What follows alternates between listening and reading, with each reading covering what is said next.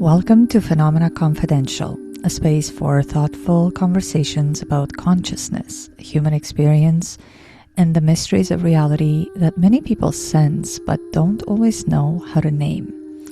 Here we explore the unseen, the unexplained, and the deeply meaningful with curiosity, depth, and an open mind. I'm your host, Simone, and this is Phenomena Confidential.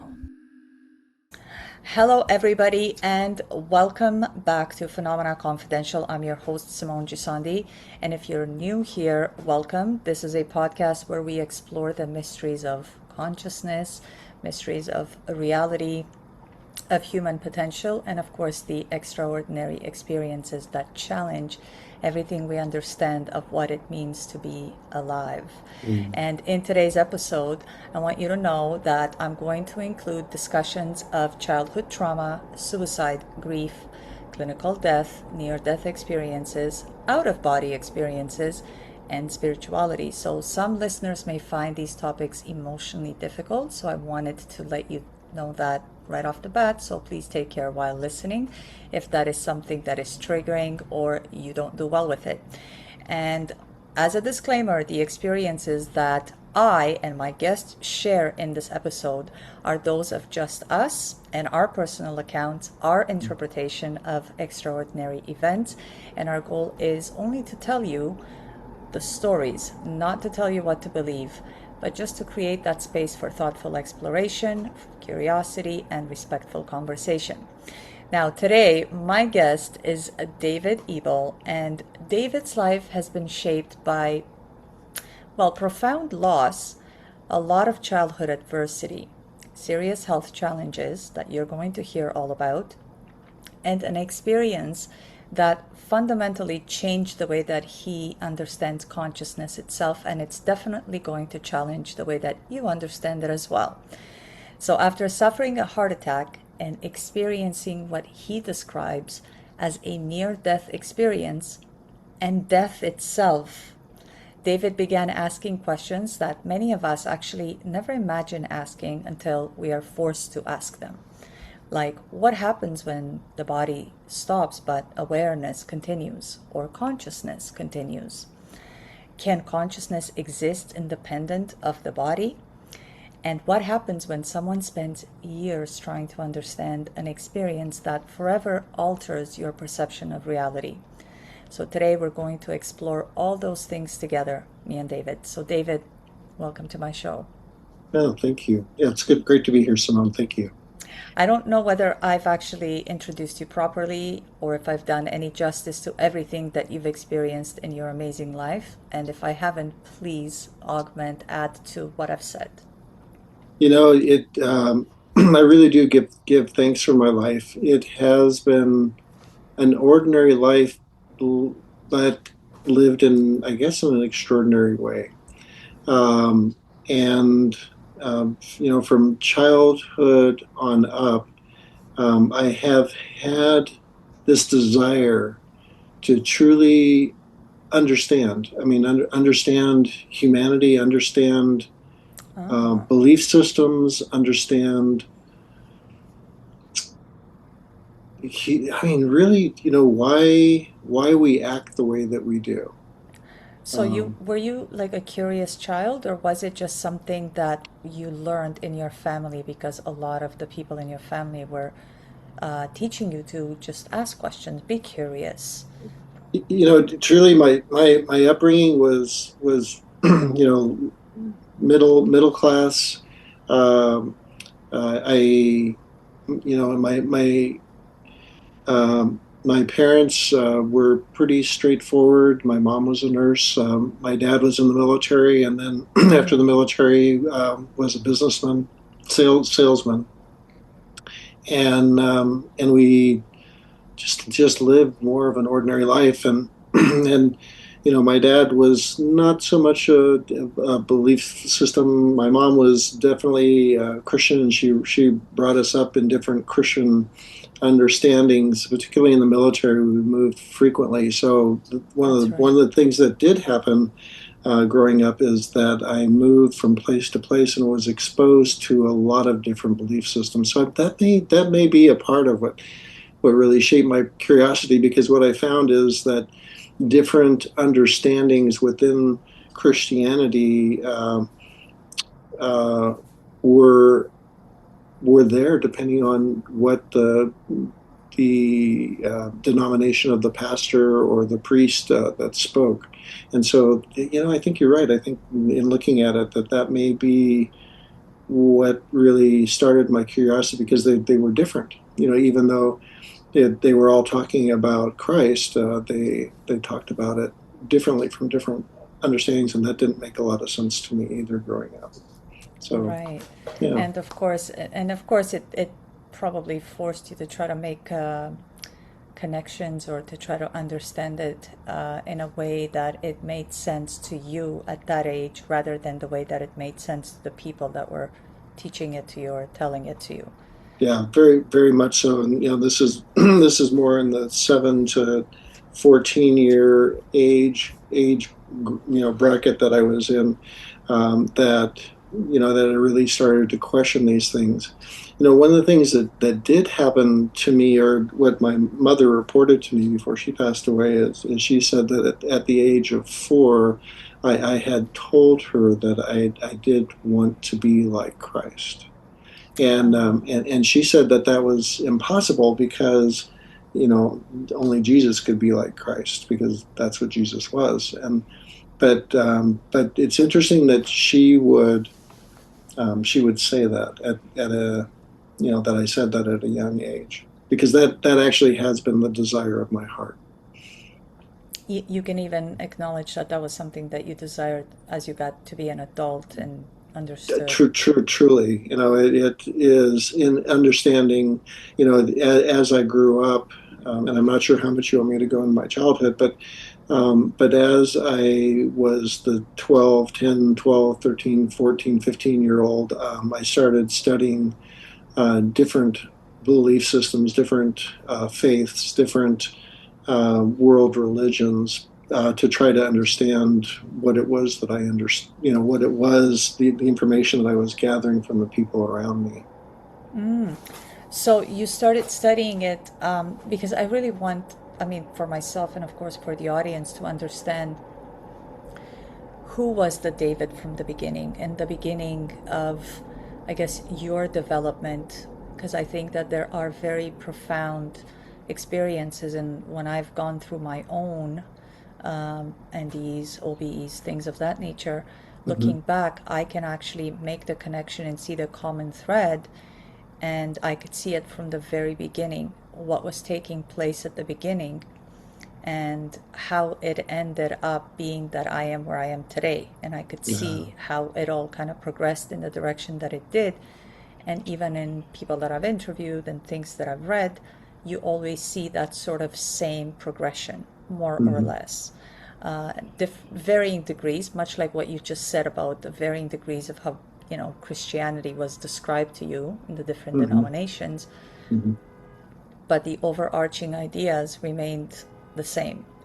Right. So, in that regard, you kind of, that was sort of what put you on the path from such a young age, from the age of 4.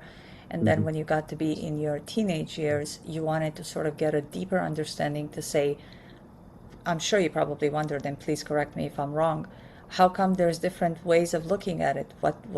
Why do we believe in Christ and other people believe in Buddha or in Right. Right. Krishna or in other, prophets?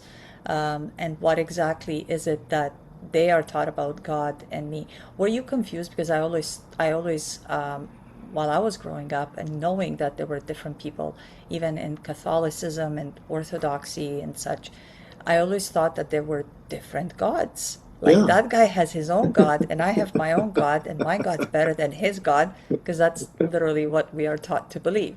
That's what we're taught to believe. Exactly. So, what did you learn in those days when you in your teenage years when you started to study to say, okay, I want to understand what's the common denominator? The first thing that I would say is that in this lifetime, even as a young child, I found this world to be very, very harsh. I was Yes. very sensitive. Like I said, I grew up in the military. my dad was brought up by an abusive father, and that's the way he thought that life was supposed to be. So that's the abuse that my mom and I, and not so much my younger brother and sister, because they the abuse was more taken out on me as the oldest. Oh, Um, and you know the and I've done a lot of healing work with that, just a tremendous amount. And what I've learned through that healing work that I've done is that it created me into being a very empathic individual, a very sensitive individual. And in that sensitivity, what what happened for me is just how harsh I viewed this world to be.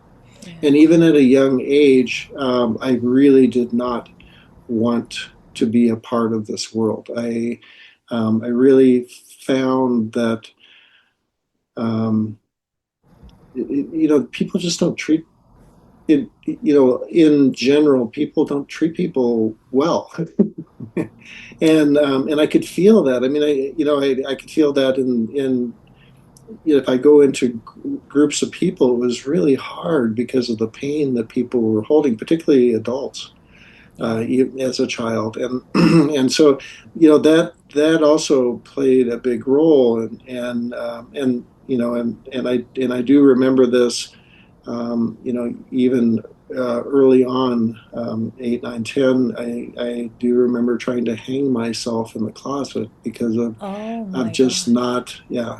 not really wanting to be in this world.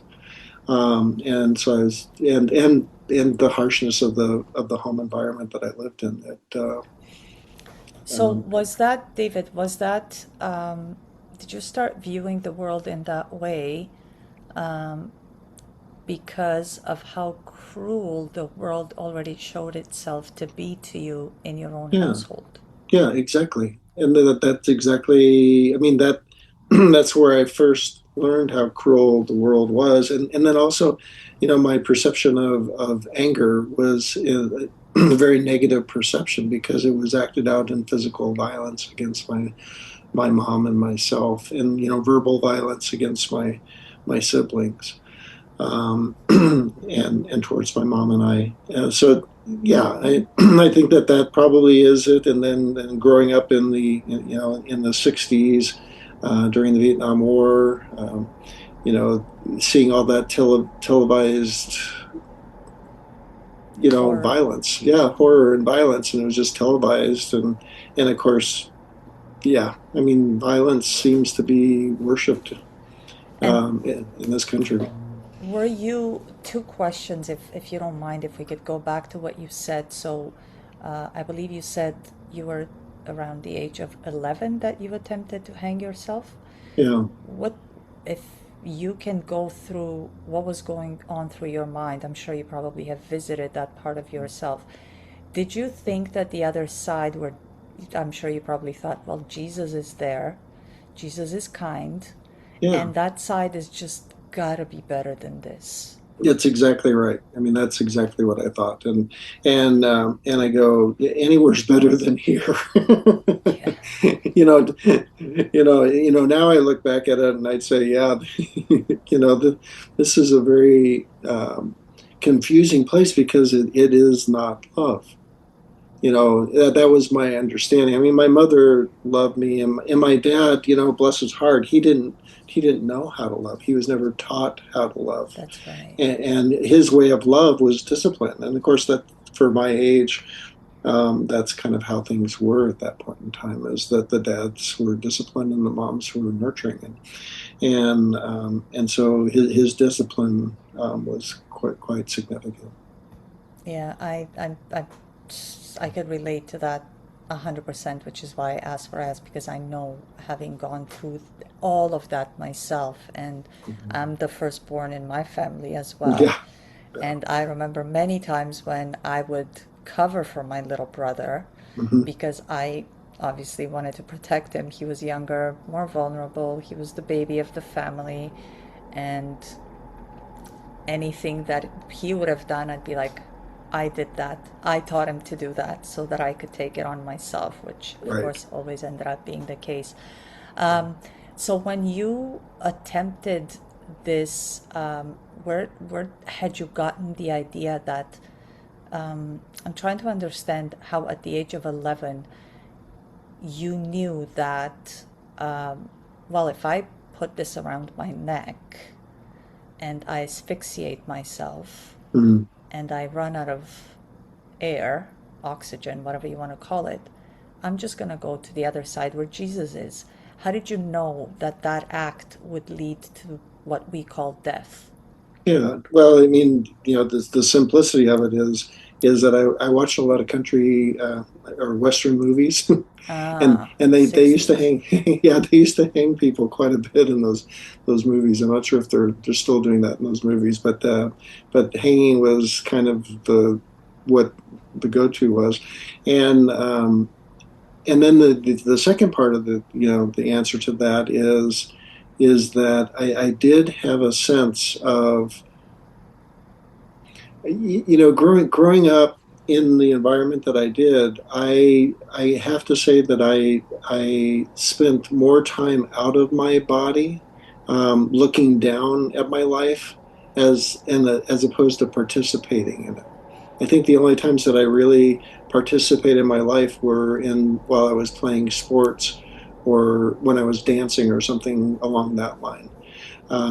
Is that I think I disassociated Oh, significantly because of the trauma that occurred, even at the age of 1, 2, 3, in the brutality that I was raised in.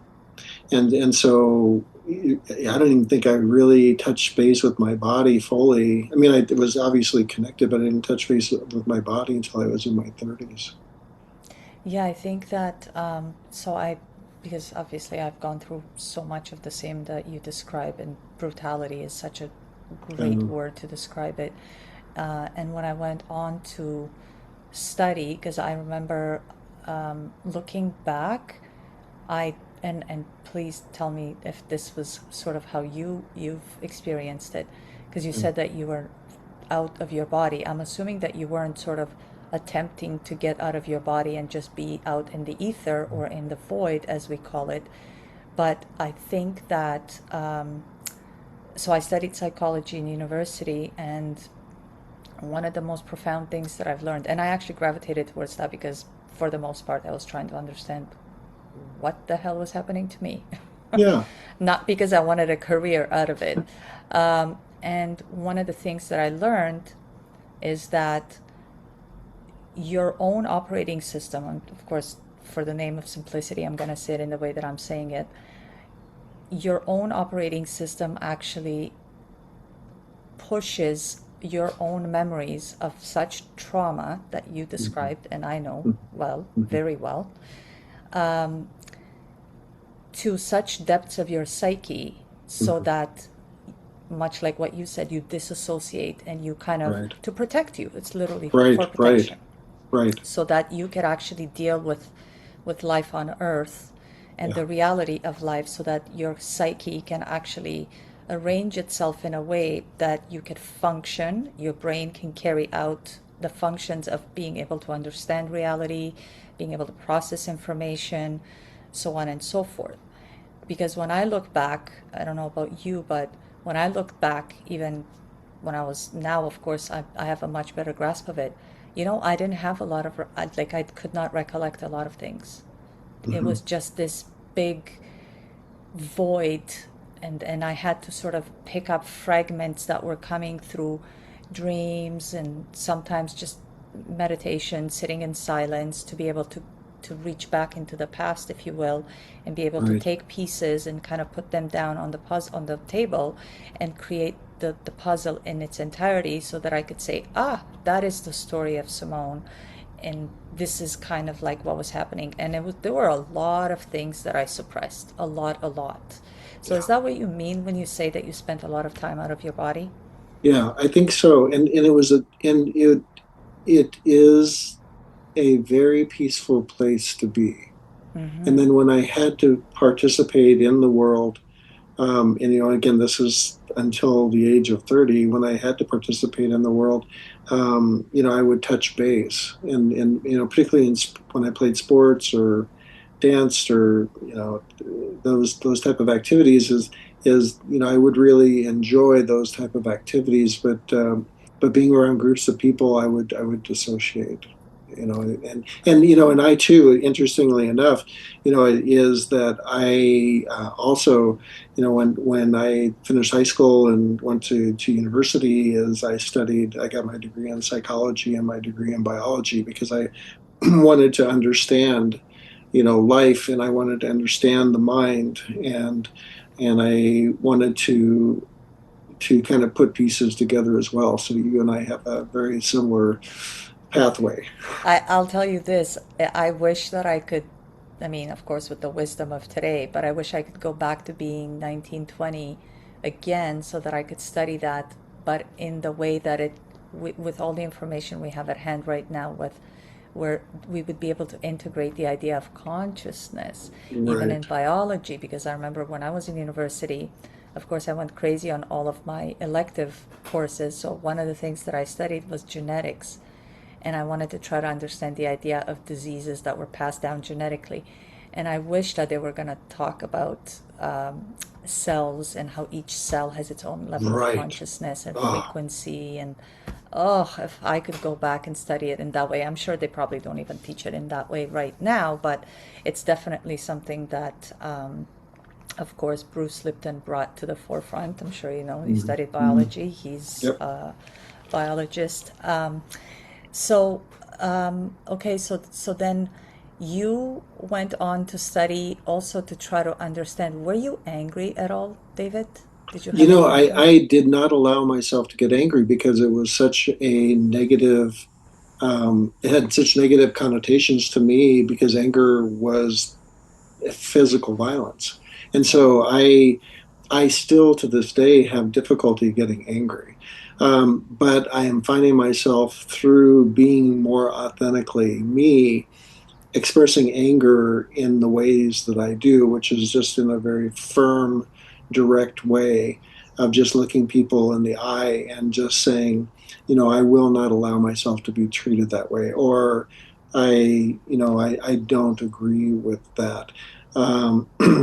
And so my anger is expressed not in the way that I was taught how to express that. It's different. But I will say that for the again until I had a healer come into my life, and just he grabbed my hands and grabbed my legs and he said, "It's time for you to come here." And then almost instantly, my soul was firmly embedded into my physical body, and that's kind of how I started my journey in living my soul here. If we were to go back to the time when you attempted to hang yourself, Mm. what conversations did you have with yourself, and what did any fears surface? What? Yeah, yeah. The conversation was, that I am not loved. That this is not a loving place, and I am not loved. That it, and again, that's as you follow themes, and I appreciate this talk because it's really helping me. Is that's kind of the theme that followed me through this lifetime that I've had, is just really holding that belief of not being lovable or not being loved. And did any fears surface when you were trying to make that transition? Boy, no, it just felt purposeful and it felt like the right thing to do. And of course, what happened is my weight collapsed the rod and the whole closet came down on top of me, and my mom came in. That was gonna be my next question. What exact? Who found you, or how did it end? And Yeah, like, what yeah, ended you not going through with it? How did it actually come yeah, to okay? yeah. Um, and what did you feel in that moment? Did you come to realize like, That must have happened for a reason. No, I don't think I was that aware. I think it was like more like shit. I got found out. If my dad Um, finds out about this, yeah, and he did, and yeah, I suffered the consequences of it. So of course. yeah, and but again, that's what I would say is just that sense of not being loved and not being in a loving world, and then kind of giving up. I mean, really not even trying to participate. But I did well in school, and and again, I love sports, um, but just being around people was really difficult for me, and So, particularly obviously men. Yeah, that was. yeah, I mean, I try to say this to my kids too. I have two boys, and I try to tell them and everybody that I talk with the fact that um, this energy that we've perpetuated has gotten us to the level that we are at today. And if you look at Mhm. it from a bird's eye views, from a meta perspective, like not in anything sort of like in micro, we're not going to look at anything in small detail. But if you look at it, we are sicker than we've ever been. So, sickness Mhm. wise, we are sicker. There has been so much that has disrupted the evolution in a positive direction of humanity as a whole. There is more division between people. Um, of course, divorce rates, even Mhm. in relationships, relationships between families, brothers and sisters, so siblings, parental Mhm. with Mhm. children, um, and and of course, like even outside of that, cousins and aunts and uncles and things of that nature. So we Right. have not the energy that we have led with has not helped us get to a place that we could say it's better than it was in the past. If anything, a lot of people that I talk with say that it was actually much life was better and easier before than it Yeah. is now. Now we're very competitive in the business world, in the financial world. We are more divided. We are not at peace, and everything that you just said now, especially the part about love, and I really would love for everybody to go and check out the episode. So, for the other show that I have, Health Confidential, I interviewed Lisa M. Harrison, Mhm. and we were talking about what is the ultimate thing about healing. And the number one thing that she said is love. Yeah. Yeah. Literally, love is a healing energy, a healing frequency that we can we have to embody that. We can't just say it and Right. try to acquire it, but actually embody it, put out that energy so that we could get it back. um, wow, so what a story so far. So you turned to sports to be able to ground yourself in your body. Otherwise, what did you mean when you said that you were sort of outside of your, because I don't want to put words in your mouth. I obviously gave my Yeah. interpretation of it. Yeah. And that connection to outside of, and I didn't know how to really say outside because it was like I was viewing my body all the time from just above my body. It's like, when I was involved with different activities and sports, and that is that I um, really viewed myself from outside myself, and didn't really feel all the different emotions. And what I would say the next step in that, it was really in starting to study comparative religions. The main thing that I started studying when I was 12 was really life after death. After I had my near suicide experience of, I laugh now, not too much fun then, but after I had that experience, I really became curious with death. And Elizabeth Kubler-Ross came into our community every year to give talks, and she was really the foremost person that was starting to research life after death and the death and dying process, and I was fascinated. So I started studying her work and Charles Leadbeater's work and others. And so that's really what then led me into comparative religions, and I found in that hope. I think hope for my life, and so yes, participating in sports, and then the main thing for me was really you know trying to understand humanity through the different belief systems that humanity held on to.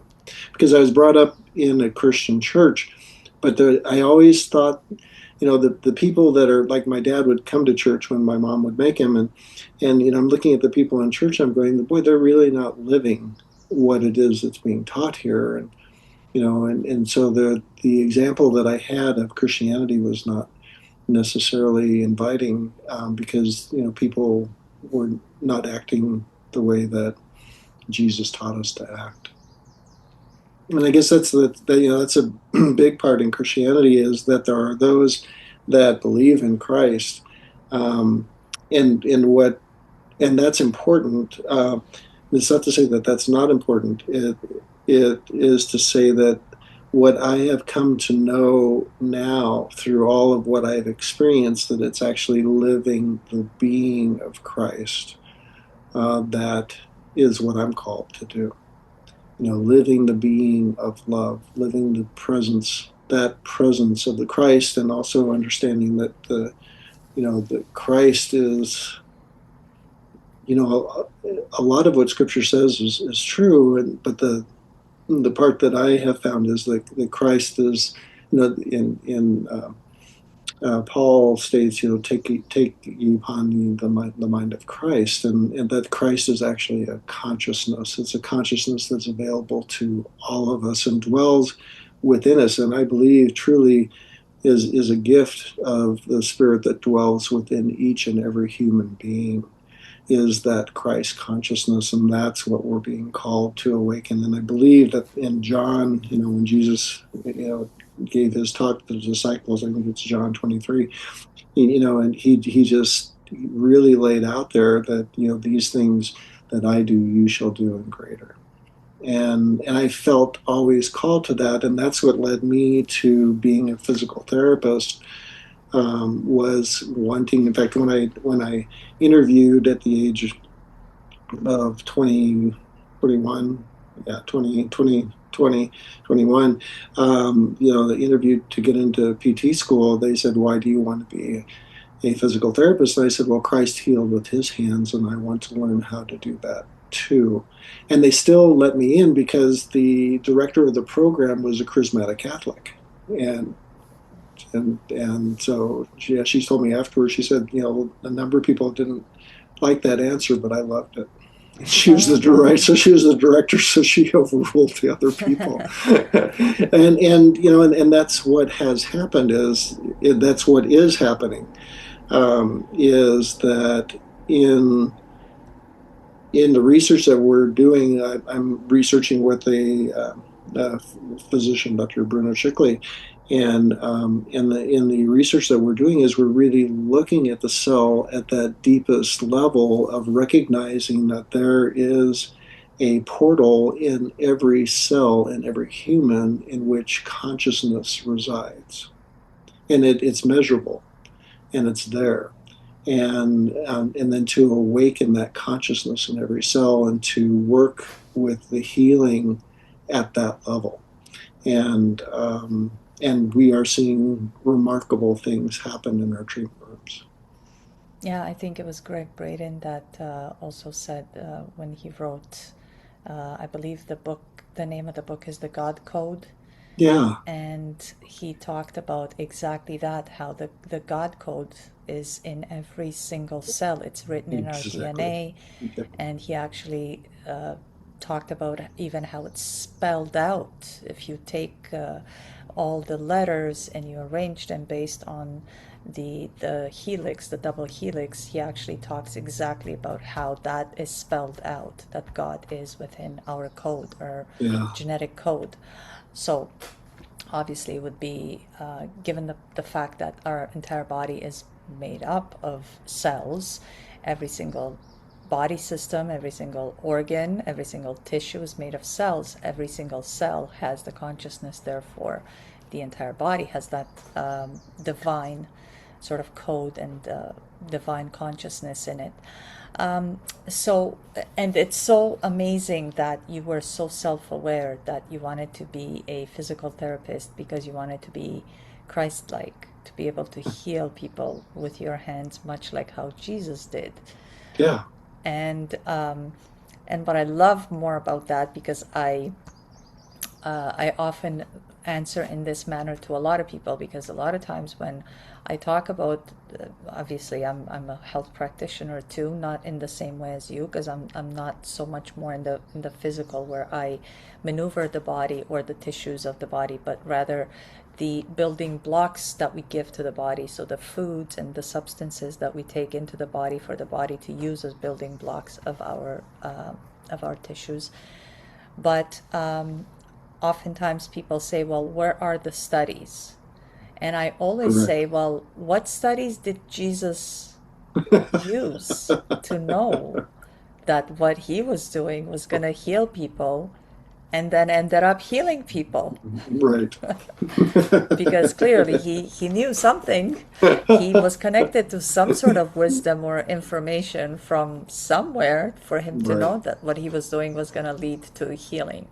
Yeah. So that led you on the path. So it was because of your studies of psychology and biology that you took that path, or was it because of your exposure to the church to the degree that you were exposed that made You you want know, to look there? it's really all of it.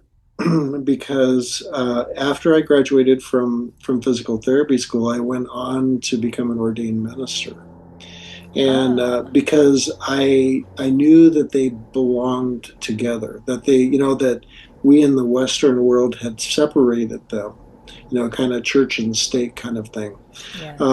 But that was a lie, and that they belong together. And so that it's always been, first, was really my curiosity as far as belief systems and consciousness. Although I didn't know to call it that at the time, but it really what are because what Elizabeth Kubler-Ross is saying is that we exist after death. And although at that point in time I had not had a death experience, what I did know is that there's something more. I had just had that sense.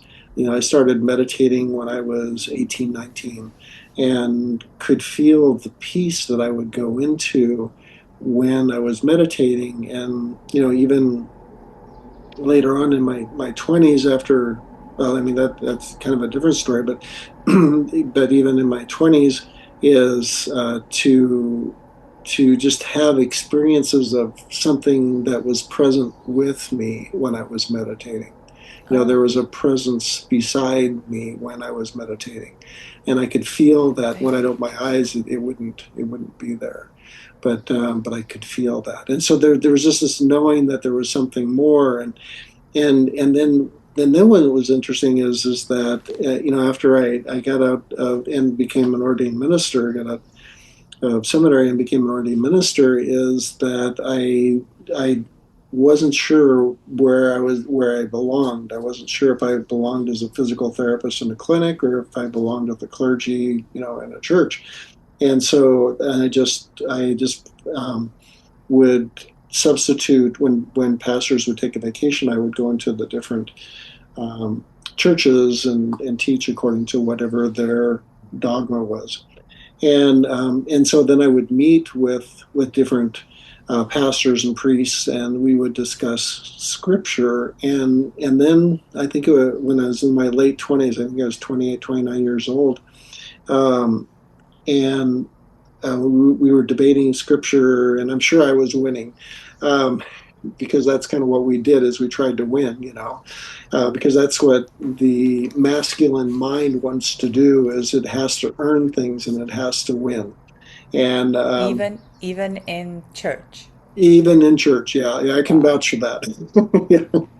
I've never actually Yeah. spoken with anybody from the church that has been inside the church to the degree that Yeah, you have. yeah, you'll see it, like a Baptist minister will talk to a Methodist minister and say, the only people who are going to heaven are Baptists, and et cetera, et cetera, et cetera.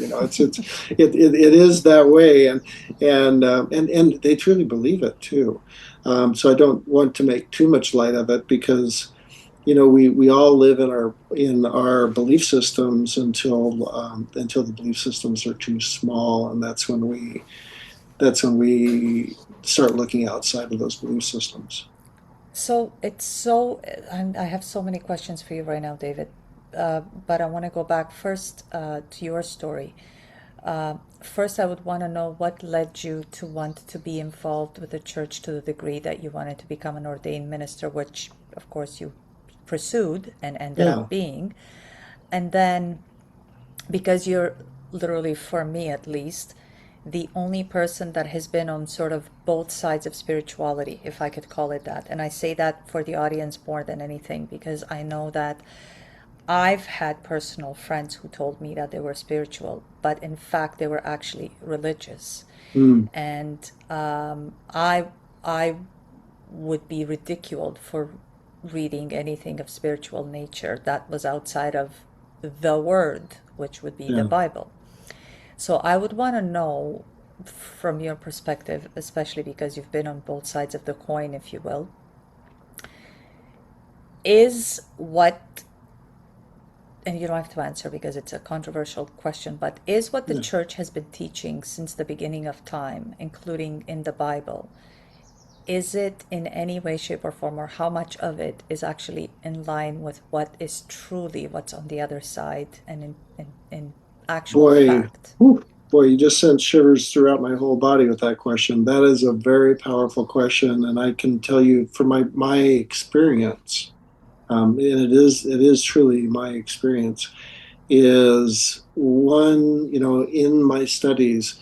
Um, Again, one of the reasons why I went to the seminary that I did is that they wanted us to understand Christianity from a much bigger perspective, and so we were required to study the six major dogmas or religions throughout the world to be able to understand where Christianity evolved from, and so that in and of itself was a very powerful journey because we truly studied all of the six major religions, and then we saw where the common threads came into Christianity because the thing about Christianity is you don't want to throw the baby out with the bathwater. That's a um, big piece of it is that the part so what is taught in Christianity through the story of Jesus is can be condensed down to about 12 pages, double spaced, bold print, because those are actually the words that are documented that Jesus said. And when I read those 12 pages, I mean, I've never taken the 12 pages out, but that's about what it is about 12 pages. I've seen this in other material, like the Red Letter Bible, that type of thing. In what Jesus said is it's all based in love. So what I would say is that anything that is in the Bible or is taught in Christianity that is separate from love is a lie. And everything that is said that is love in whatever whatever belief system. I mean, it's truly in whatever belief system, whatever is said in love that guides us to love is the truth. Because that, in my experience outside of this construct, through the out of body experiences that I've had, the near death experiences, is we truly go into a state of unconditional love. And in that state of unconditional love outside of the body, that's all there is. This world is seemingly separate from that. this world seems to be a place where we are given the opportunity to experience what love is not. And had I understood that as a 2, 3, or 4 year old, I think I would have um, made different choices. But of course, when we come into this world, most of us come in unconscious. We lose that sense of what's beyond here. And having now experienced that, that's how I would answer the question is, when because I still go to church. I'm an elder and trustee at the church that I go to, but I ask a lot of questions. I don't tell people what it is that I've experienced. I just ask a lot of questions to have people, kind of question what it is that they're learning. Because again, the anything that has to do with fear, even worship, because worship is giving away our power to something else, and worship can be very powerful for people. And I don't want to take that away from people that are in that, but worship itself, it's all here.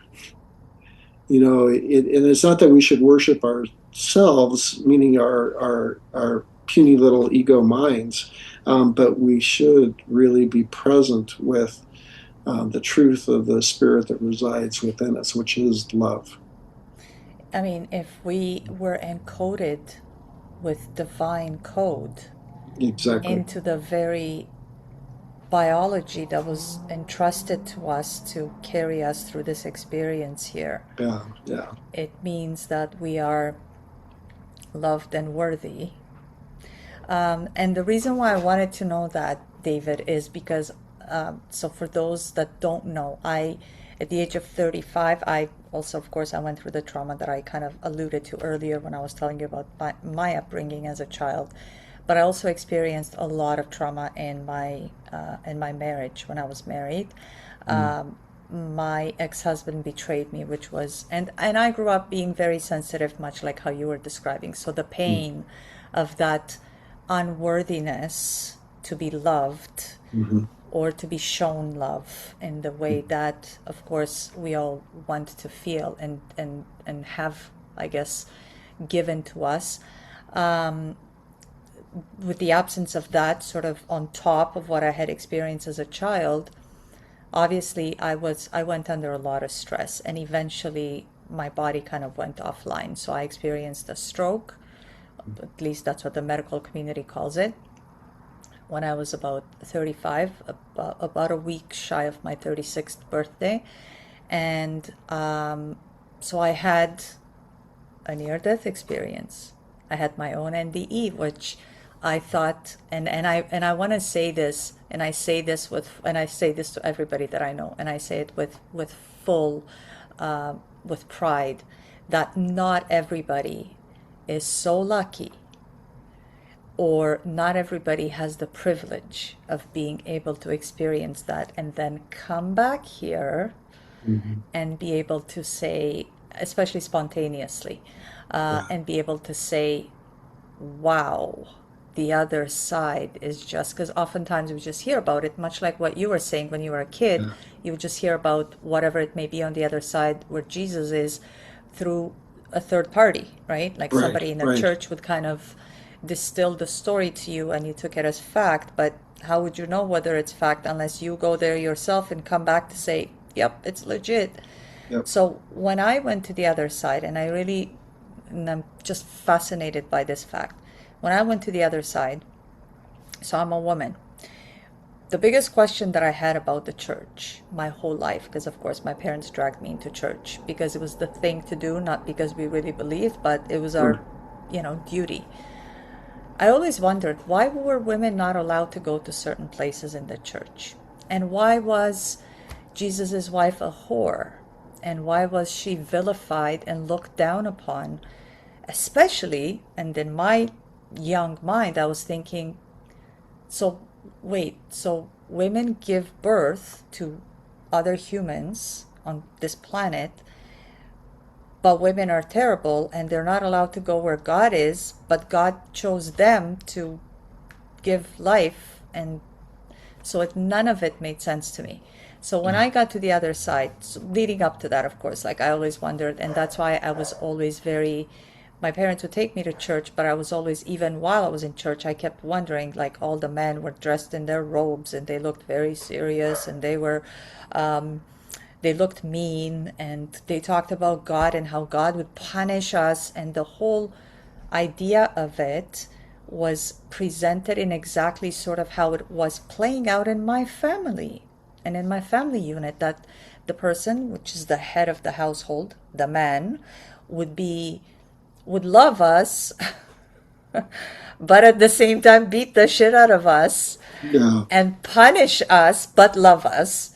Yeah. And I thought, that's such an odd way of showing love. Hmm. And so to me, religion always taught us the very thing that was sort of playing out in our family.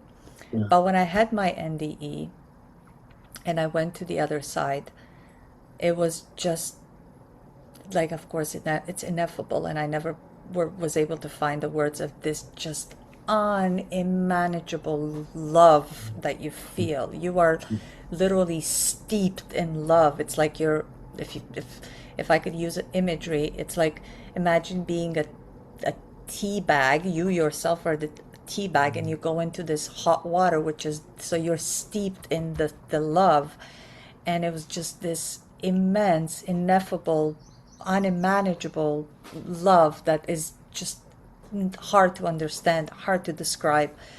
But I thought to myself, wow, like, we are not the way that religion dis- has the distinction between the man being this and the woman being that. And there's Right. none of that on the None other of it. side. Yep. None of it. So it was very difficult for me when I came back here to even integrate into this the ideas that have been perpetuated Hmm. worldwide at all times in a Right. very patriarchal kind of lens, and try to even function. Yeah. I don't know how it was for you, because you said that you obviously go. How do you deal with that in your everyday kind of interaction with the church, given the fact that it kind of perpetuates that whole idea of, God being a man, the masculine, and Jesus being a man, the masculine, and women having nothing, when we are the life givers, we are the ones that, and God does not make that distinction between the masculine and the feminine. He loves us Yeah. equally. Yeah. I even refer to it, Mhm. God as he. Yes. I'm I conditioned too, guys. I'm sorry. yeah. I mean, it is as you stated.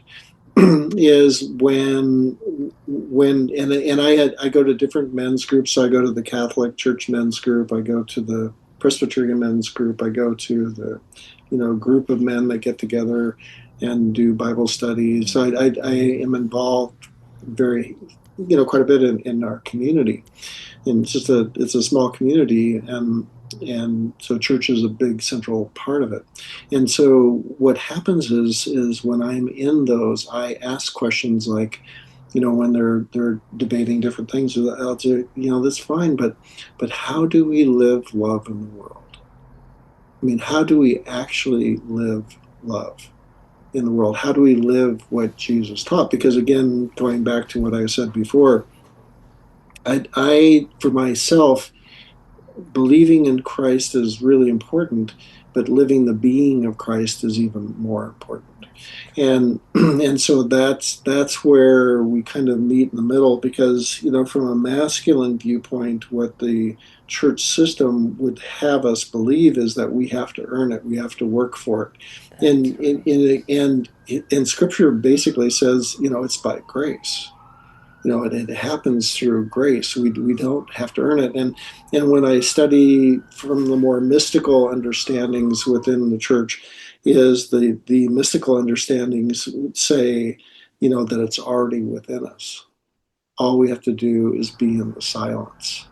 And that's where coming into meditation is key. I mean, it's really key to understand the truths that are available to us, because I truly, from my own experience, I truly understand that truth can only be understood in the silence. And David, what led you? Because the church never tells you to meditate, never teaches you to meditate, In fact, it's ever. exact opposite. I facilitate in the church that I belong to. They allow me to facilitate what's called contemplative prayer, which is going into the silence.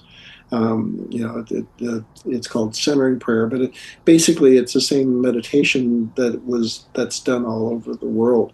Is that what we do is we pick a word, and then if thoughts come up, then we just attach that word, and not try to get rid of the thoughts, because the thoughts are always going to come up. So the silence is not about not thinking. The silence is about being aware of our thinking. And then once we become aware of our thinking, then the thoughts just kind of give up on us, and then we are just taken up by the silence.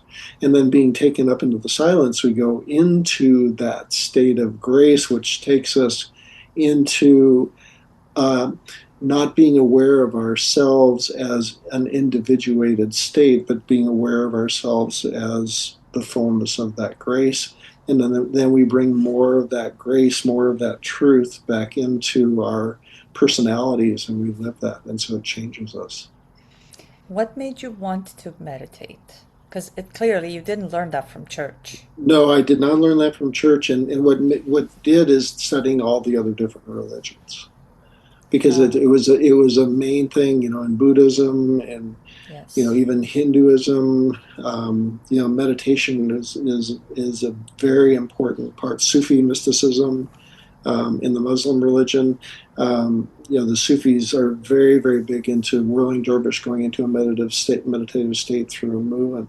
And I practiced all those things in seminary, because we studied and we actually lived that. And then even after that, I really got drawn to and involved in more of the Native American Lakota Sioux tradition, and participated in the dances with that. And that is all about, it's experiential. You go into these altered states through the different ceremonies that were very real ceremonies, and you go into the other world, and you see things and participate with things that are in that other realm. And so what happened for me is it just became more and more real, that through experience of these other realms. And then eventually, in doing the OBE work, with Darius, Wright, is that, then I was able to really be present and be in control, and then be able to have access to my soul leaving my physical body. So speaking of that, it led you studying the different religions of the world, if we could call them religions, but Right. faiths or Yeah. Yeah. systems of belief, whatever you want to refer to them as. You were led down the path of meditation, and I'm very well versed in that. I remember after the whole medical event that they call stroke that I experienced, and to this day I still question. I mean, sure, the medical world has to give it a label, but that was definitely something else.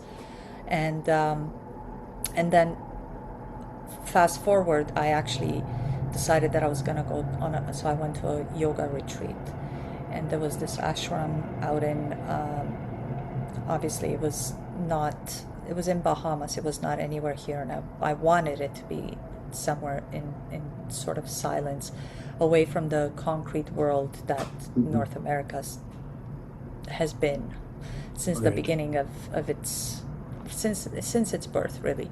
And there by the water, where the flow of energy and everything that is sacred was just in open space. Yeah. um, so we used to do yoga, which was great because it really rooted you in the body, for you to feel, to be able to do all the asanas and such.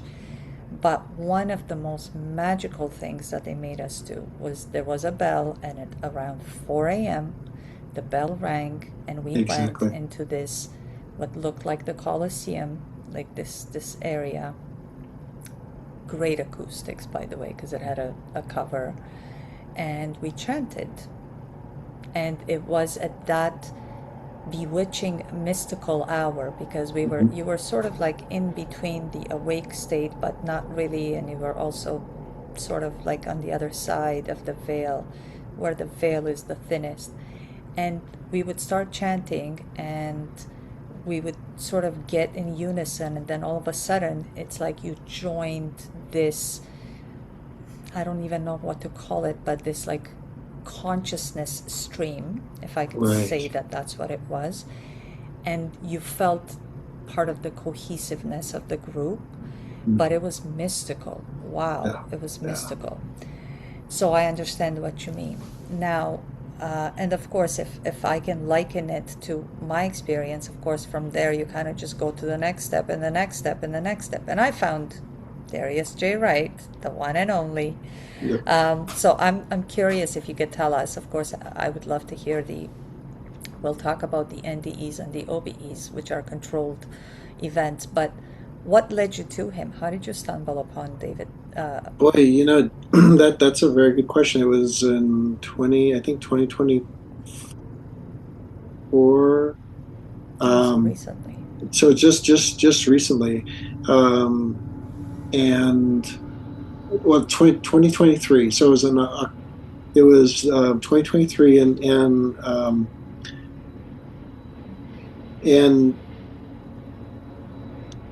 I'm trying to think of all the different events, but but basically, what happened for me was I had met his wife, and she and I had gotten into a really great conversation, and then I had found out about Darius through Lisa, Ah, okay. and then and then just looked at his website and just absolutely fell in love with his mission statement, Mm-hmm. because his mission statement, and truly, I mean, if I were to have a mission statement, it would be very similar to his, Yes. and which is basically comes down to living love in the world, which is what my what I believe my purpose in life is really living that.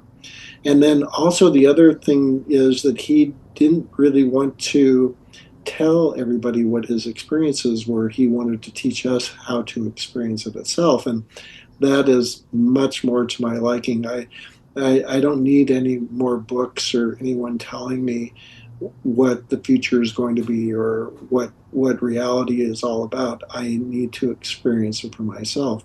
Mm-hmm. It's like even being a pastor is until I really knew that I knew that I knew, I didn't want to say anything because I didn't want to say anything that was a lie. And I really want to be truth, and every word that I speak be the truth of God in the world. And to do that, I need to experience it for myself. And so that's when I started practicing the method that he has put out. That is that I talk to hundreds of people, or I talk with hundreds of people that are successful in that technique, and then people that are struggling with it as well for all the different reasons. Because the first thing that happened for me with his techniques is just really being confronted with the fears that I still held on to, that I did not know that I still held on to. And because one of the first experiences that I had that I didn't even know, um, because I had an OBE prior to working with him, but I found myself in sleep paralysis, and then confronted by these hooded beings around me. And because of my Christian upbringing, I thought that for sure they were from Satan, and so I just said, Lord Jesus Christ, get them out of here. And then they looked at me and they go, He's not ready yet. I mean, they actually said that, and then they were gone, and and so it just several years later is when I came in contact and just realized that I still had those same fears. So was your meeting with Lisa spontaneous, or were you seeking to get involved with, or did you have any kind of events, like anything that sort of was a catalyst, a spark to getting you to say like, oh, I want to. I'd like to take a quick break now to let you know that today's show is sponsored by my book, Against Medical Advice. This book is a memoir and it tells the story of how I built my life back after suffering a stroke during my divorce. I discuss the nutritional, lifestyle, and mindset aspects that I put into practice to regain my health and rebuild my life. The book has been a labor of love, both writing it and publishing it, and I couldn't be more proud of it. Please pick up your copy from Amazon. For your very own signed copy, my email address is simone@simonegisandi.com.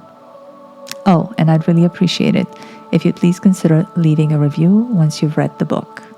And now, back to the Oh, I show. want to, like, I'm going to follow this path. And it got you to Darius. Boy, I think it's just that that's the curiosity in my life is that if I'm not learning, I feel like I'm going backwards. And so, that like the work that I do as a physical therapist, I really enjoy researching consciousness in medicine, bringing consciousness to medicine. And so that's, the physician in particular that I'm working with right now, that's his focus as well. And we are getting really, really close to understanding and realizing and practicing what that is. And so, that type of curiosity, when Lisa's name came up for me from several individuals at the same time or similar time, I just said, oh, I need to talk to her. So I just set up an appointment, and she and I talked for over the time period that we had allotted, and then that said, wow, these people are really on the pathway to understanding living love in the world. I am totally in line with that. I want to find out more. So that's more the natural evolution of how I got in contact with Darius, and then really in practicing his work for about 4 months, really working with going back into my past, finding out where my fears were stored and what belief systems I held on to, and releasing those belief systems, which is another part of the work that I've been trained to do. That's the psychology major part. And I mean, it's kind of putting it all together with consciousness as well, Mm-hmm. is then that freed me up to be able to experience heaven. I mean, yeah.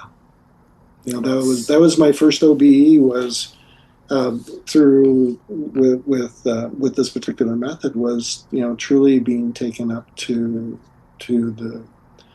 the the angelic realm. So, yes, so for those of you that don't know, I highly, highly suggest you go check out Darius's website, Darius J. Wright. So it's I'm sorry, Darius J. WRIGHT.com. So W Wright. So it's not RIGHT, but W Yeah. RIGHT. Yeah, and Um, just check out his mission statement. I mean, that's if you're in line with that, yes. that's I really want people to go and check out the correct website, and I really want them to see the mission statement because it is so profound. Mhm, And Darius is a very sacred individual.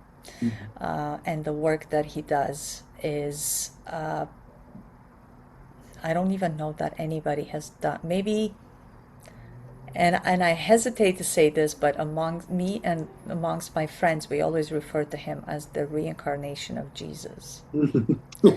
And I'm sure we're not the only ones, but he is very sacred, and everything that he teaches is all about sacredness and love, and there's not a shred. And I consider myself to be a very intuitive woman. Mhm. I've had my share of a lot of life experiences that have really helped me sharpen my faculties. And yes, Darius is the real deal. So tell us, because I really want the audience to understand. So Darius teaches how to do controlled out of body experiences, which we refer to as OBEs as the acronym. Correct. And of course, he likens those, please correct me if I'm wrong, because you do way more work. I'm part of his community as well, but you do more work than I do. NDEs, which are near-death experiences, Mhm. are, and I want to go deeper on this, and this is probably the number one question that I'm going to ask Darius when I get him on the show. When we go through the out of body experiences, some are controlled, which is what he teaches, and some Mhm. are spontaneous. And I had a Mhm. spontaneous one where I got pulled out of my body while I was going to school and university. It happened on the bus. It scared the living daylights out of me because, of course, I was young and inexperienced at that time and I had no idea what had just happened. And I ended up going to the doctor and I was put on antipsychotic drugs. Right. Now, fast forward to what I know now. When we do these out of body experiences, is that the equivalent of a near death experience in the way that we experience it? Because you come outside of your body, which literally is what happens when we die. So Mhm. the death experience, when we transition from being alive to being what we call dead, and I know it's very morbid, it's considered morbid, but it's really not. It's just that your consciousness shuts off from being connected to the body, goes off into the realm where only consciousness exists in its energetic form, Yeah. and it's no longer tied to the body. Now, from a physics perspective, is there a toroidal field or the magnetic field stronger when we do it controlled, or is it stronger to the other side when we just die naturally? Do I make So sense with that question? yeah. I think I understand what you're asking. So in what I've experienced is the toroidal field that our physical body is is really what holds our soul. So so in what I have experienced is that our soul, chooses the sperm in which we're fertilized with, the egg in which is fertilized, and it creates an etheric template or a template that then the physical body forms around.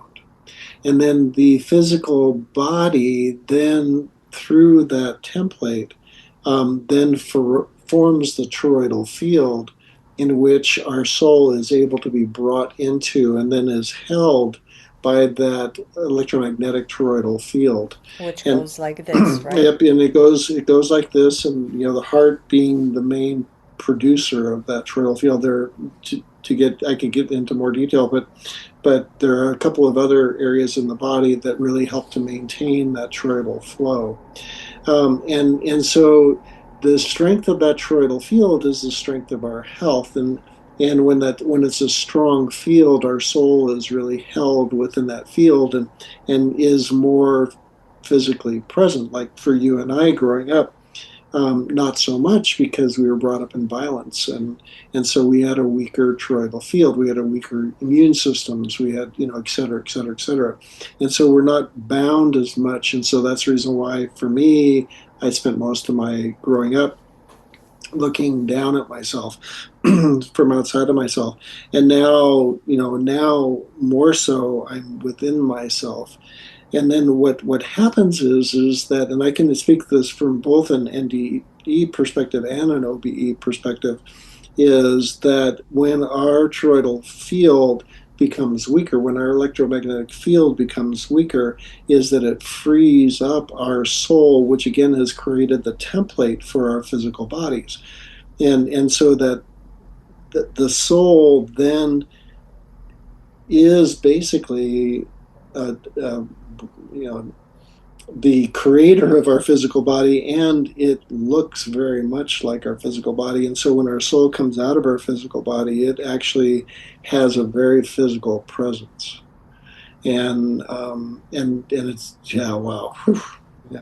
And it just and it and that that presence then is able, because it's not bound by everything that we believe binds us into this construct that we live in, is able to go to participate in different realms within this construct and then outside of this construct. Okay. Does that make S sense? Yes. So, but yes, exactly. Because what I wanted to know was more whether the pull is stronger when we die a natural death to the pull to go to the other side, or whether it's stronger when we just control it in the Um, sense of what Darius teaches. So if yeah, let's say yeah. let's put Okay. like a real life experience. We get into a car accident and it's a fatal, what we call here on earth, we call those fatal, catastrophic, whatever you want to call Right. it. So Right. somebody transitions. Right. Is the magnetic field pulling you to the other side of the veil, to death, to the other side, to say you are now magnetically more attracted to go there because the pull is so much stronger there for you than here on earth? Yet when we do these OBEs, which we experience as near death experiences because you come out of your body, when we do those controlled, so at will, is the magnetic field stronger there or stronger here? Because in my head, and of course I'm thinking of this intellectually, the pull is stronger here on earth because we are still connected to the body. Whereas when we have that accident, we sever the body, so the magnetic pull is to the other side. Yeah. What I can say is I've never felt a pull to the other side. I have felt freedom. And so the pull has always been physical.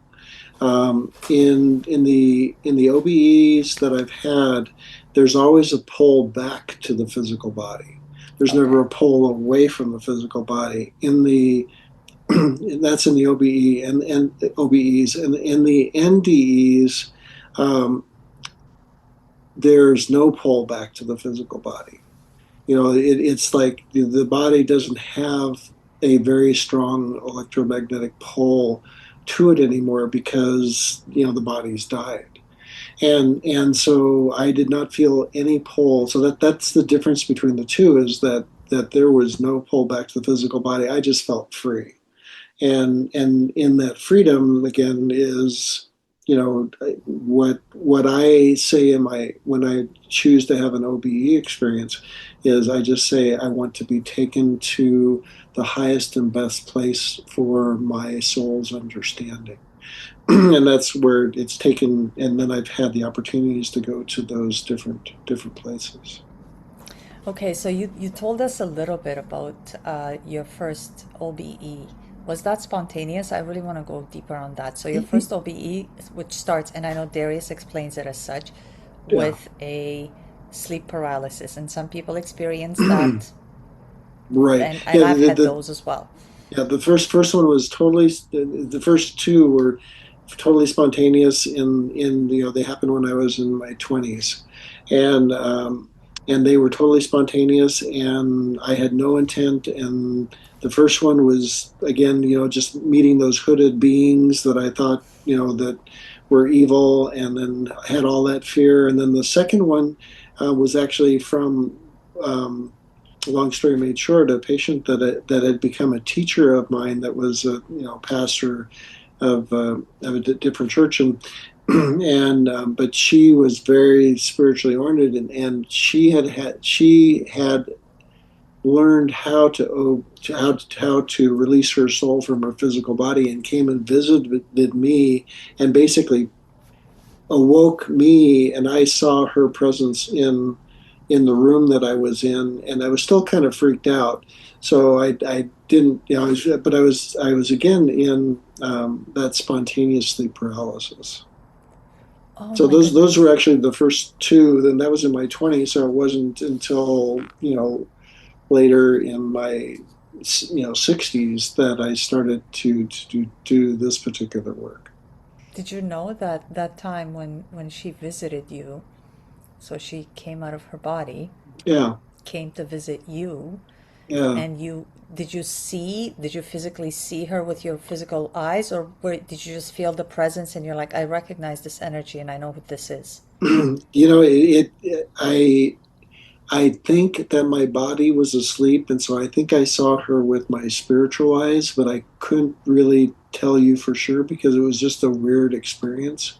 at that point in time, but I knowing what I know now, I would bet that that it was my soul's eyes that I saw her with, because she appeared in this, beautiful reddish orange color, and then I because she was my, teaching me about, that there's more to life. I went back to her the next time I saw her, and I said I had this weird thing happen, and then she and the other person that was there, that was participating with her, she just verified that she had done that was her. And I, because I didn't know it was her until she verified it. I thought it looked like her, but I wasn't sure. And she willingly sought you out when she came out of her body? Correct. Oh Yeah. wow, that's so Yeah. cool that she was able to, like, obviously, for lack of a better term, target you and Yeah. was able to meet Exactly. the target exactly as Yeah. she had Yeah. intended. Okay, so let's talk about the sleep paralysis. I'm very familiar with that. I've had a whole bunch of them. I Okay. had no idea until Darius, I swear to God. Right. Until Darius, I had no idea that sleep paralysis, I mean, I went and I studied it as to exactly the way that the medical world talks about it, pathologizes it, and such, and exactly what's happening, like from the anatomy and physiology perspective. Right. Right. However, that is the portal to getting out of your body to an Correct. OBE. Sleep Correct. paralysis is the price of admission, so to speak. Yeah. And Yeah. Yeah. I would say that. And then also, Darius teaches other methods as well. Is that, because what happened for me, that in one of the other things that he says is to, do this, try to go into sleep paralysis.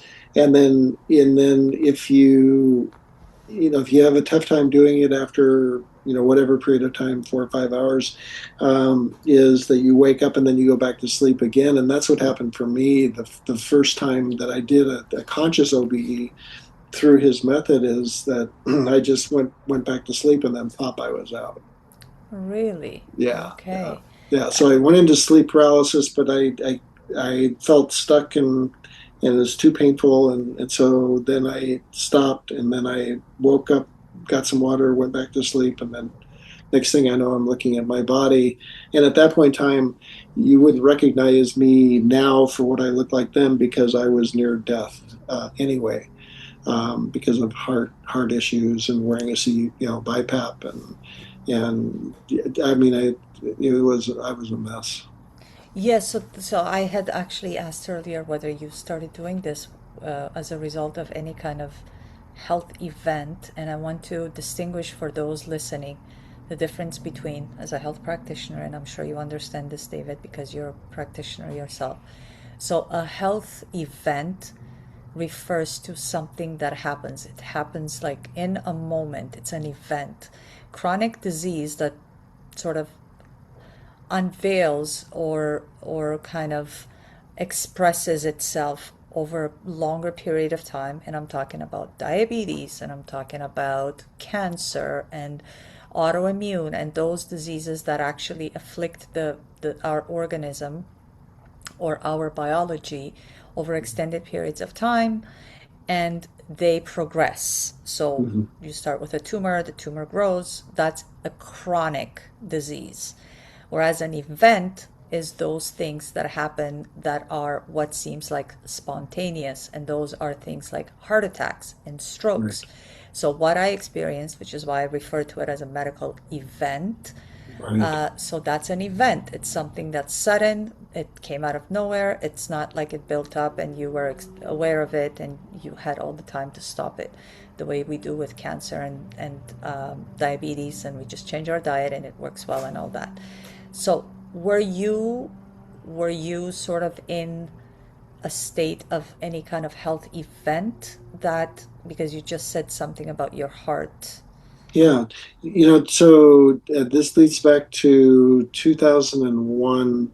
In 2001, I started having heart arrhythmias, and then I had multiple heart surgeries and a modified open heart surgery. I was like I said, on a BiPAP, very weak, could barely walk around Oh the, wow. barely walk around the block of where I live. Could barely make it through work. but I had to support my family, so I just continued to push myself, Yeah. and so it just became worse and worse and worse, and went into chronic heart failure. That didn't necessarily prompt me to start doing this work, but what happened is this work started. It just kind of it was given. I mean, circumstances led me to this work.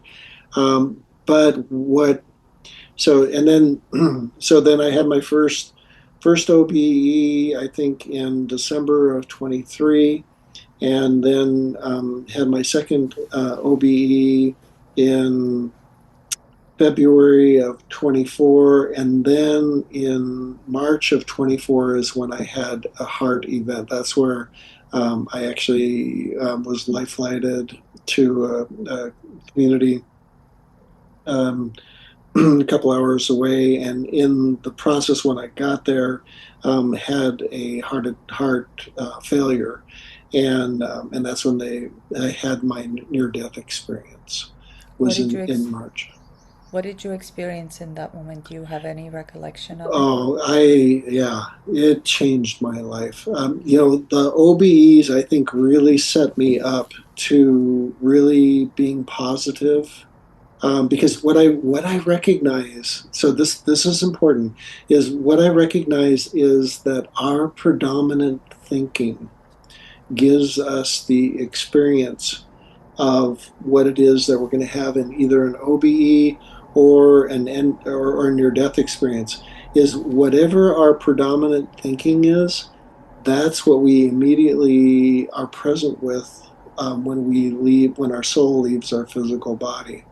And so, because I had had the out of body experiences when I did die, and had this near death experience, I had no fear whatsoever because Oh, I had worked through that fear. And so the first thing that I perceived was, me looking at everybody trying to resuscitate my body. That I just had. First thing I saw is I saw my hands in front of me. They're more vivid than my physical hands. And so I knew that I was out of my body. I mean, I just consciously knew that. And I thought, oh, okay, I'm free. And then I saw them working on my physical body. And then I just said, to myself, where where is the highest and greatest good that my soul can experience being free of my physical body?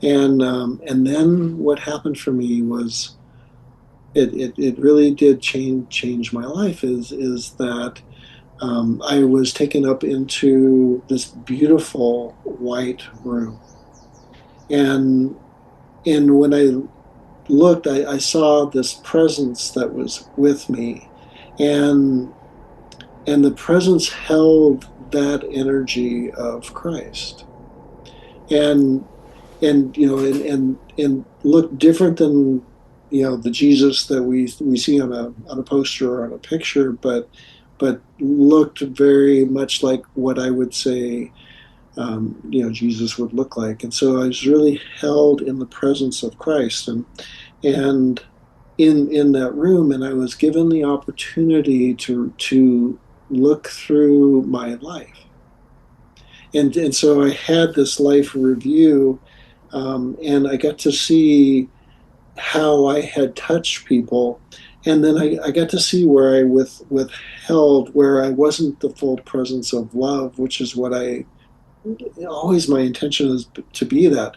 Um, and but I was able to feel what it was like. So being in this state of unconditional love, I was given the opportunity to feel what not love is within that context of unconditional love, and that was really painful for me.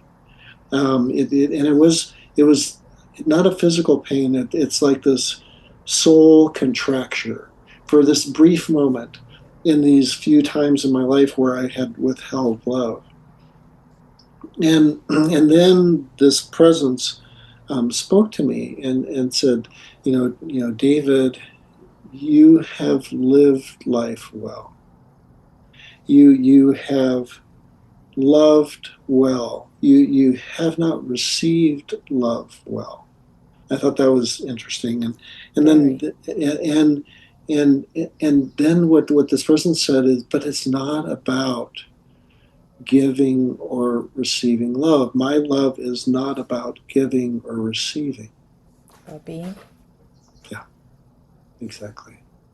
It is my love is being loved. And How, then, yeah, if I can interrupt you at this moment, because I really want the audience to understand, especially because I know that the profundity of the other side. How is one person love? How can you be love? How would you yeah, describe being love to the audience? yeah. Um, it is inherently the truth of what we are. And all we have to do is empty ourselves. I mean, all we have to do is empty ourselves of what we have been taught to believe that we are, which is less than that. We believe, for me, in that place, I had held the belief that I was unworthy of love. Even though I had lived 60 plus years of my life and I had studied everything, I still was basing myself in the belief systems that I believed as a young child in this lifetime. And and what this presence did with me in holding that space of unconditional love that I was unconditional love in was it gave me the opportunity to feel and experience not love, and then be able to say to me, it's not about giving and receiving. So it's not about us giving love and hugs and everything to everybody, or it's not about receiving hugs and love, but it is that we already are that. It's inherent in every cell of our body. It's the God code that is within every cell of our body. Is we all, even the worst imaginable human being, is still that presence of love.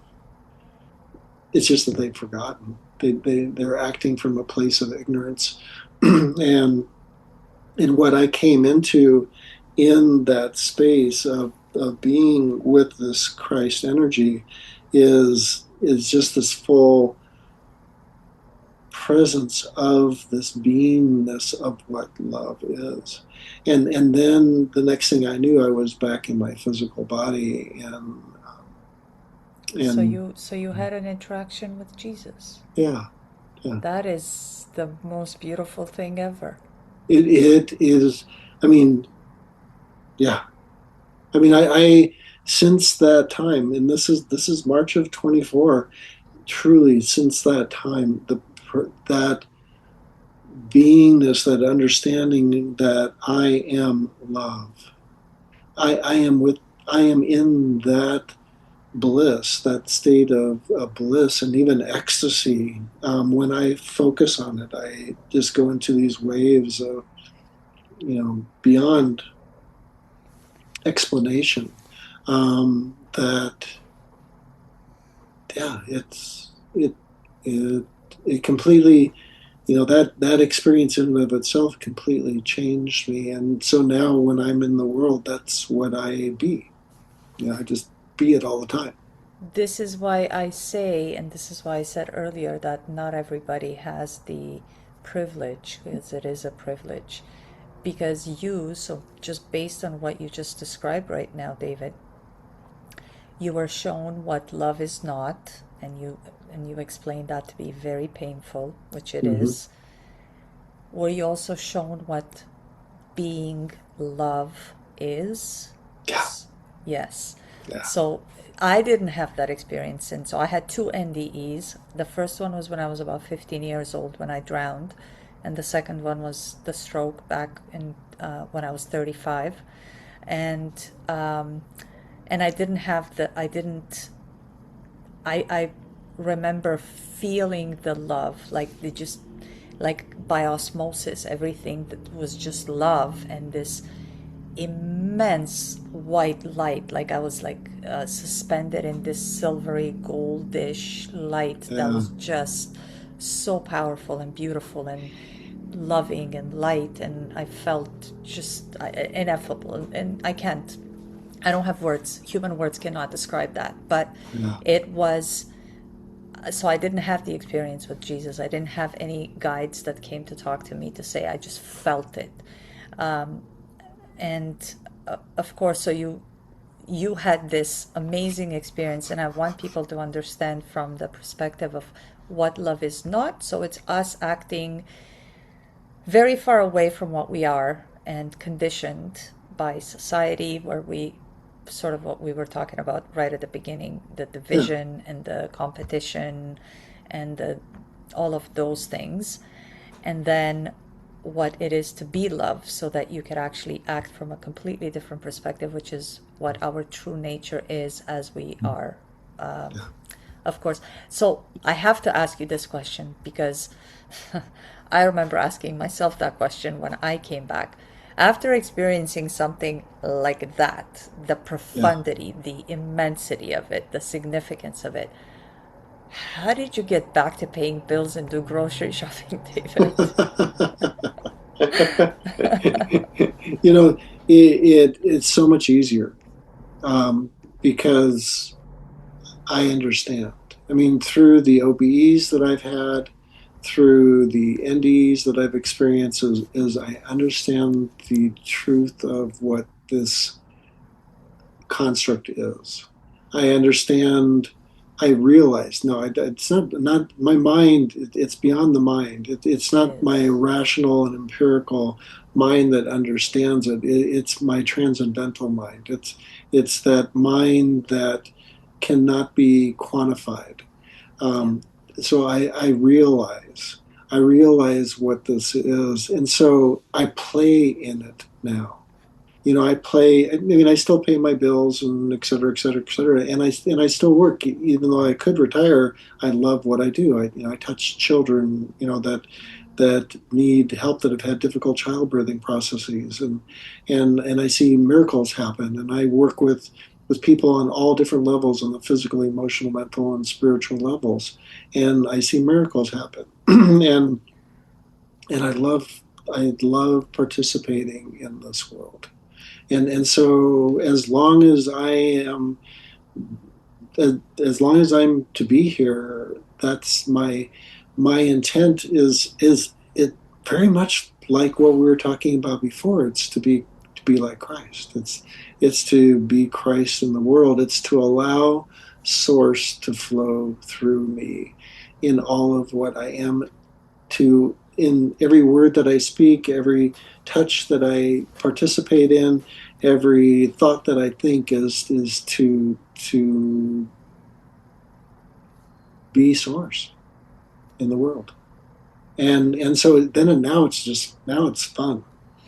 When I first had the OBEs, and I for one of the OBEs is when I went outside the construct, and when I saw the truth of what it was, I came back and I was kind of angry. Like, I didn't want to come back here. Well, no, I mean, it was kind of like, this is a mess. That and is so and true. which isn't too different from what I thought originally when I came into this life. But uh, but after having that full, and I did experience the full love, but also the full not love, because that's what I experienced outside, and and participating in the construct. And it's more complicated than what I just said, but but basically that's what I experienced, is that how not loved this construct is. Yeah. And now, again, feeling that flow of source and recognizing that source is, through all of what we are, has created this construct to participate in. Is I understand, I realize it. So it's very easy, it's very simple. And paying bills is fun, and going to plays is fun, and having time with my grandchildren is fun. And it's just life is fun. Life is fun. Yeah. So, what would you tell the audience now that you've experienced both? And I apologize, we're being serenaded by a big metropolitan city siren. Um, so now that you've experienced both sides of the coin, and again, I want to go back and emphasize that not everybody has such privilege to be able to understand what love is and what love is not. We experience what love is not every single day of our lives, but to be able to experience it on the level that you did, that is Mhm. very profound. So, having said that, now that you've experienced both a spontaneous near death experience as well as intentionally induced out of body experiences, Mhm. what would you say is the biggest difference that people would be able to understand to say, oh, wow, so that's what happens? You know, I would say that the difference is when we have a controlled OBE is we have the choice to come back into the physical body. Once we transition, and I've been, so I think it's because I wasn't ready to graduate yet that I was sent back. That I needed to, because Graduate. and I really wanted to live this love in this construct in this world. And but I would say that's really the only difference is just the ability to have an OBE. Again, my body was did die. I had the OBEs prior, and then the near death experience, and now, this morning I played tennis for an hour and a half with my boys, and a couple of years ago I could not do that. I've been mountain biking 20 miles with my sons on single track, and I've had two strokes, and I mean my health history is a novel. I went to see a new cardiologist a couple of weeks ago, and he looked at it and he looked at me and he goes, "You don't match up." He said, "You should be on oxygen and walking with a walker, and you look healthy and alive." And you're right. I mean, my soul is living so purposefully through my physical body that even on record, having boy, just my body, it should not be operating as well as it is, and it is. I'm like I said, I'm doing activities that I haven't been able to do for 20 years. I think that really speaks to, and this is another topic in and of itself. I would love to have you back and we could discuss it in more detail. Yeah, That when it's not your time to go, you stay here and you experience life despite what seems to be the most adversity, especially you, by the medical terms or the medical rules that we learn growing up, that if you do X then Y is going to happen. And oftentimes a lot of people, and yourself included, defy all that. right. And much like what you said and what your doctor said, and I know so many people that have, spontaneous healings and so on and so forth. So there's a whole new world out there that defies all the logic that we are taught to adopt as being factual, and this is how life unfolds. Um, but what would you say? So if the all of this, the heart problems, the heart attack, if any of that never happened, David, who would you be today? Wow. You know what? I there is a depth within me because of everything that I've experienced in this lifetime. There is a depth of experience that I would not have had. There is, it's like all of these different experiences that I've had have opened up every single cell in my body to God's presence, to source. And that flowing of source is who I am today. I mean, who you perceive me to be, um, but the light that flows through me occurs because of all of what I've experienced in this lifetime, and that's also grace. Is just living in that state of grace, and presence, knowing that presence has always been there, and everything I've been through has just opened me up to be able to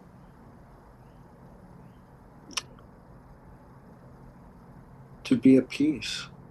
Because I truly am in this constant state of bliss, this constant state of peace, um, and this constant state of love's presence. And I'm so grateful. As I was going through, I mean, there's so much more I could share with you, but as everything that I've been through and all the different thoughts of suicide and et cetera, et cetera, et cetera in my life, and then coming close to physical death. Um, it's like I truly get to continue to live my personality as David in the world, but there's so much more. Because the depth of peace when I touch people, in the clinic, or when I work with people, long distances, is, I mean, I just get to sit back and witness. I was working with a person that is in South America last week that has a wrist injury and severe pain, and I was just love's presence with her, and then also doing the different things that we're working on. And the next day she calls up and it says my wrist is no longer in pain, and it was Oh my fractured. It gosh. was fractured, and you just, I mean, that's what this is living love's presence. And then whatever the gifts are that we have, they just are, increased. They're amplified. The person that I am now is what I had always dreamed of in living like Christ. And so, the dream that my 4-year-old had has been realized through, the age that I am now. I was just gonna say that you got to live out your dream in this life that Yeah, is yeah, exactly what you wanted, and you manifested it. Perhaps in on the other side, time is not the way that we experience it here, linear and slow, if you will, right, right. but rather it could be a blink of an eye, and what could be 56 years for us is blink of an eye on the other side, and it's a construct that we adopt as being long and arduous because we accept it as such, but it doesn't necessarily mean that it is that. But Yeah, it's definitely the richness and robustness of everything that you have experienced is just so profound and yeah, very wow. I'm at a loss many times because I meet so many people that have had life experiences that have really shaped their reality in a way that is so unique, and it really speaks to how connected we are to the other side and how much of the other side affects us and influences us here. yeah, yeah. And if we were to just turn our attention to it in an instant, we could be the love that you describe.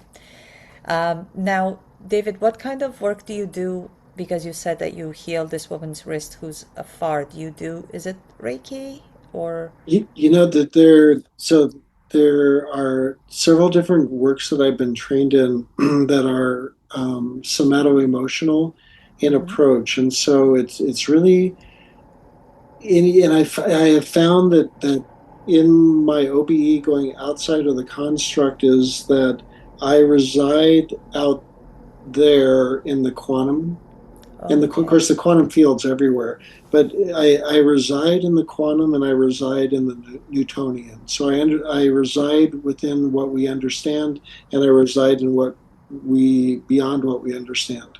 And so then it's working with really guiding people to where their fears are and why their fears are there, and then helping them to make a choice that is different than the choice that they may have made when they were a month old or 3 years old or 7 years old or 12 years old, Okay. depending on what happened to them.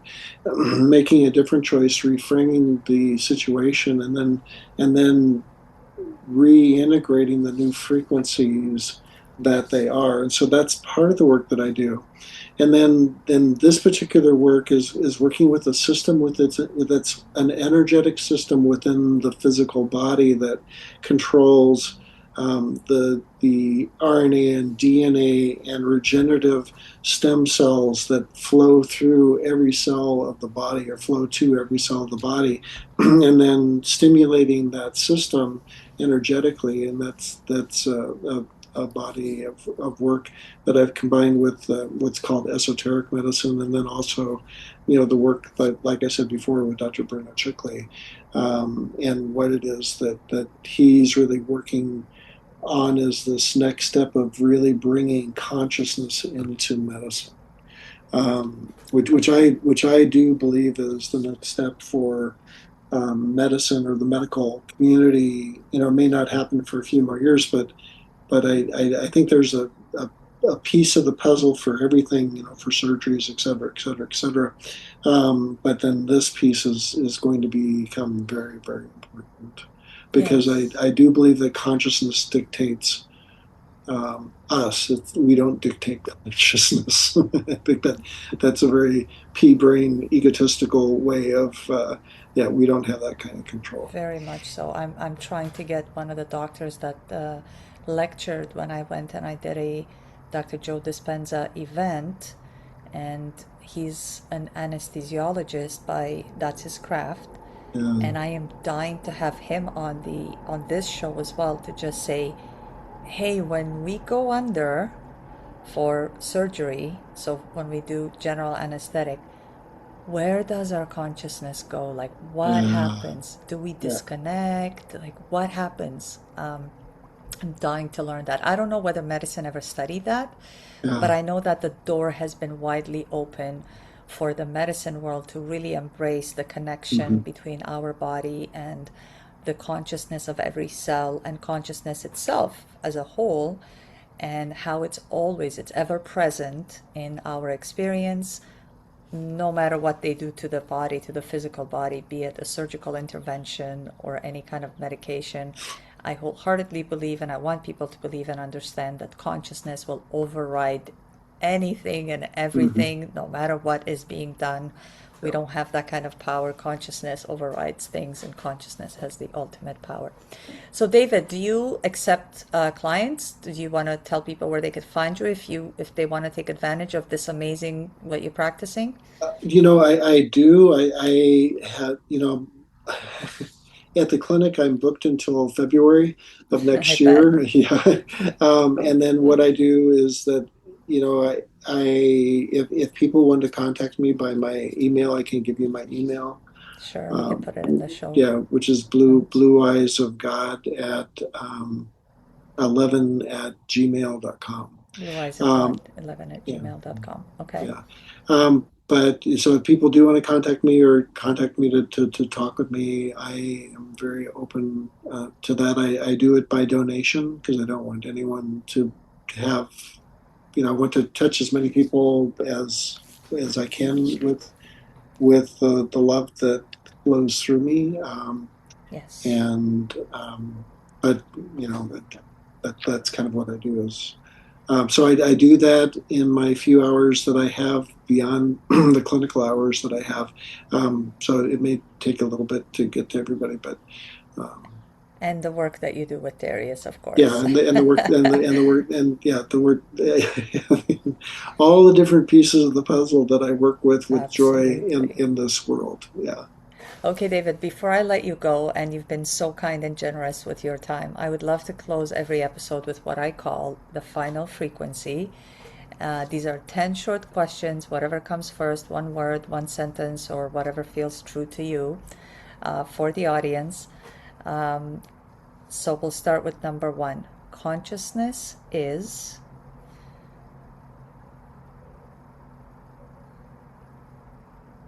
yeah. please finish.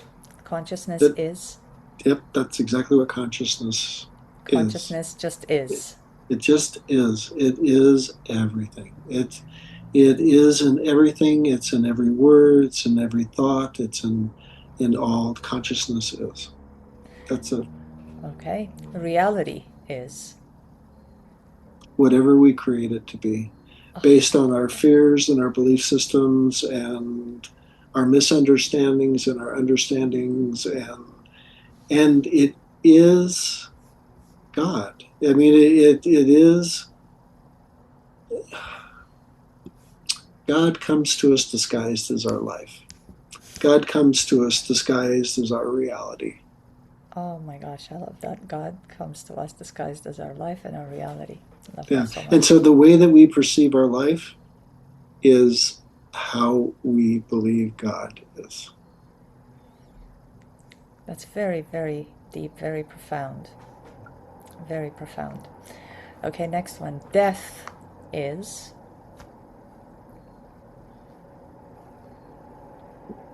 I mean, not to be feared. Death is not to be feared. Yeah. Amen to that. It's yep. First thing that comes to me. The soul is.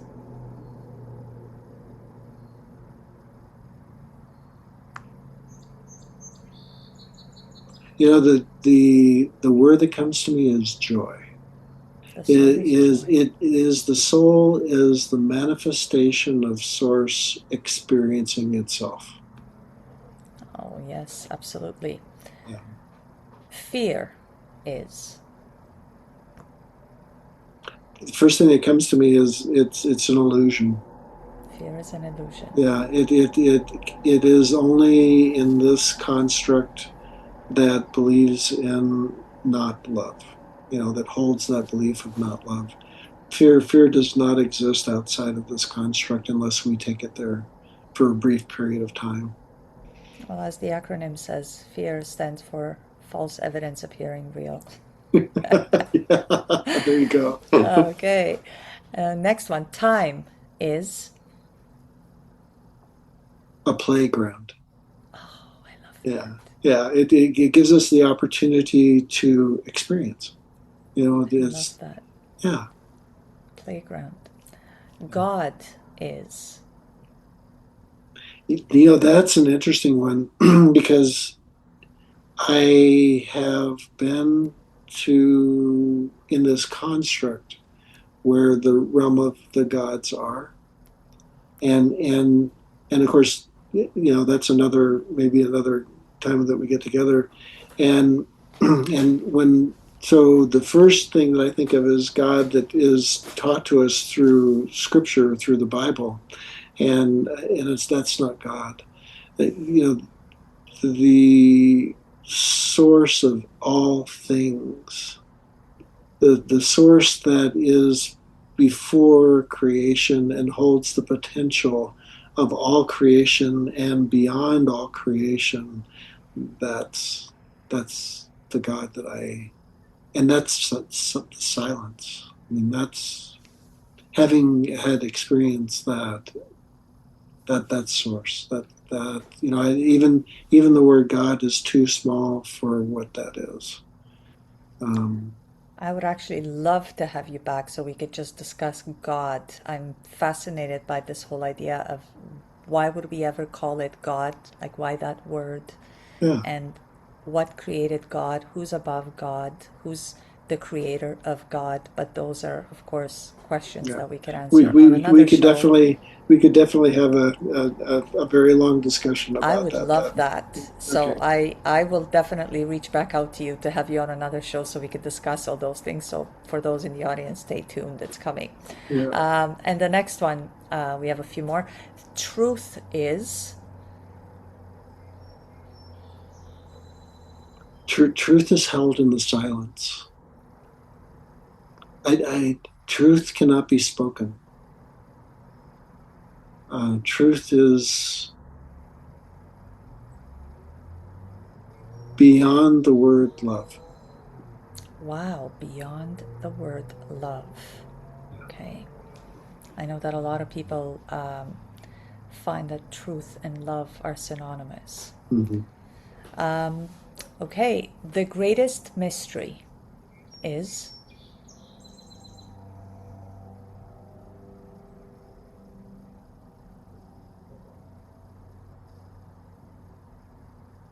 Yeah. The first thing that came up is human birth. Oh, yes. Yeah. Oh, yes. Yeah. It's to think of all of what has to happen.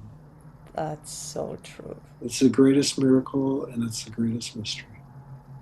I do have to say the greatest miracle and mystery, I'm sure, but the greatest miracle is, of course, as a woman, I have 2 kids.